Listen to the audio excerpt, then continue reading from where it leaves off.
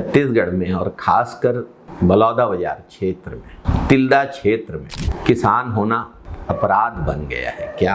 अगर किसान अपनी ज़मीन में खेती करके पूरे देश की भूख मिटाने के लिए काम कर रहा है, उत्पादन कर रहा है, ये गुनाह है क्या?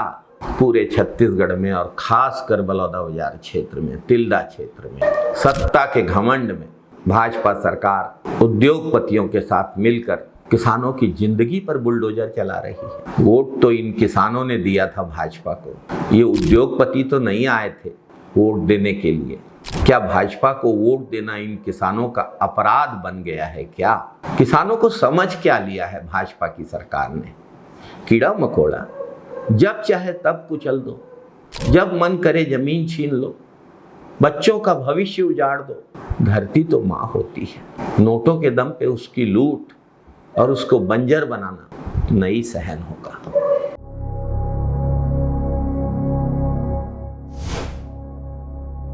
देवरी, घुलघुल, अलदा की जमीन की लूट का दर्द अभी भी किसानों के सीने में है।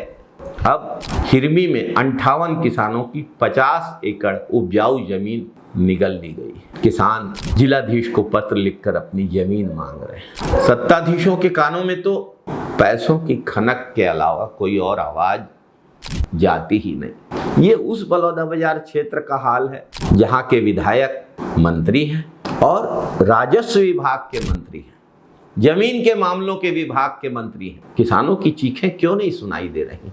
सत्ताधीशों के कान अब जनता के लिए खुलते ही नहीं, बंद कर देते हैं जब जनता अपनी गुहार लगाती है। उद्योगपतियों की ही आवाज सुनते हैं सत्ताधीश। जिस मिट्टी में किसान ने अपने पिता का पसीना बहते देखा, जिस खेत में उसकी माँ ने भूखे रहकर काम किया, जिस जमीन से किसान के बेटे की पढ़ाई, बेटी की शादी और पूरे परिवार की रोजी रोटी जुड़ी है, बूढ़े माता पिता का इलाज जुड़ा हुआ है, उसी जमीन को अधिग्रहण के नाम पर छीनने पर किसान का दर्द नाकाबिले बर्दाश्त है। सबसे बड़ी तकलीफ, किसान अपने हक के लिए लड़ रहा है, रो रहा है, गिड़गिड़ा रहा है, लेकिन भाजपा सरकार के चेहरे पे शर्म तक नहीं। उद्योगपति पैसों के दम पर जमीनें खरीदते हैं, लेकिन सरकार खरीद ली है, अफसरों की कलम खरीद ली है क्या? और अब किसानों की जिंदगी भी खरीदने निकले हैं। सही मुआवजा भी देने के लिए तैयार नहीं है। पूरे बलौदाबाजार क्षेत्र में ऐसा माहौल बना दिया गया है जैसे गांव वालों की आवाज की कोई सुनवाई ही नहीं है, जैसे किसान इंसान नहीं है। इस जमीन पर बोझ है क्या? देश का अन्नदाता किसान, जिसे हटाना जरूरी समझ लिया है भाजपा सरकार ने, ताकि फैक्ट्रियों की चिमनियां खड़ी हो सके। हिरमी के किसान साफ कह रहे हैं, हम अपनी जमीन लीज में नहीं देंगे, हम जबरदस्ती अधिग्रहण नहीं सहेंगे। लेकिन सत्ताधीशों को किसानों के आंसुओं में भी अपना फायदा दिखाई देता है, मुनाफे की खोज दिखाई देती है।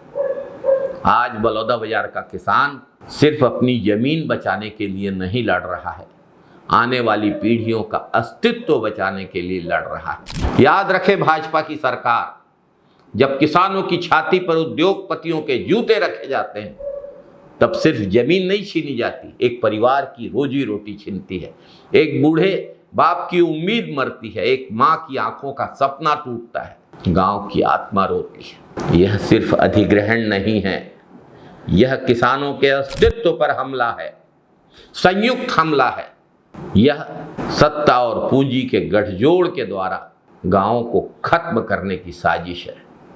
अगर हम किसान आज भी नहीं जागे तो कल खेत नहीं बचेंगे, गांव नहीं बचेंगे, सिर्फ फैक्ट्रियों की राख और किसानों की बर्बादी की कहानियां बचेंगी। बलौदाबाजार के विधायक भाजपा सरकार में राजस्व मंत्री हैं। याद रखना चाहिए, बलौदाबाजार की जनता, बलौदाबाजार के किसान अपने एक एक आंसू का बदला लेंगे, और जब किसान अपने आंसू का बदला लेंगे, अपने साथ हो रहे अत्याचार का बदला लेंगे, तो किसी उद्योगपति का पैसा काम नहीं आएगा। यह कार्यकाल काले अक्षरों में लिखा जाएगा। बलौदाबाजार संतों महात्माओं की धरती है। परम पूज्य गुरु घासीदास बाबा, सदगुरु कबीर साहब, वीर नारायण सिंह की धरती है, राजमहंत नयन दास महिलांग की धरती है। और बलौदा बाजार की इस पवित्र धरती पर जमीन की यह लूट, यह फर्जीवाड़ा, यह फर्जी जन सुनवाई एक काला धब्बा है। जय जोहार, जय छत्तीसगढ़, जय हिंद, वंदे मातरम साथियों।